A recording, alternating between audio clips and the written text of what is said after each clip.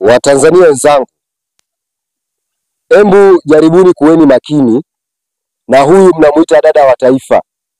Mwenzenu anakula bata Marekani. Mwenzenu ni raia wa Marekani. Kashakimbia Tanzania kitambo tu. Leo sisi wenye nchi yetu ambao tumezaliwa hapa, tunakulia hapa na tunakufia hapa, tukubali kumsikiliza mtu alafu na kumpa jina eti dada wa taifa. Hapa sasa hivi anahamasisha maandamano.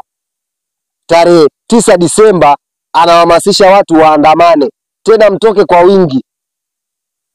Sasa hivi ndo anakumbuka amani, kwamba msichome chochote, msiharibu chochote.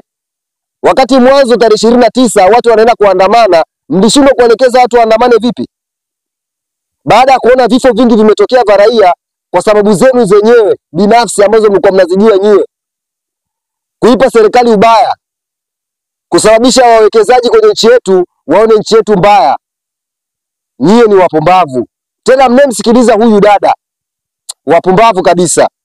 Hamwezi mkamsikiliza mpumbavu mmoja ambaye aishi kwenye nchi yako. Yaani mtu akae nyumbani kwako, hajui shida zako, alafu akae akwambie unateseka, akae akwambie unalala njaa, wakati yeye yupo bize na maisha yake, yupo bize na familia yake, na yupo mbali kabisa, akiwa na amani yake, ana furaha yake. Tena usichokijua, ana maisha kukuzidi hata wewe, mtoto wa mtu aliye chini umeshaishiwa kwenda kuandamana.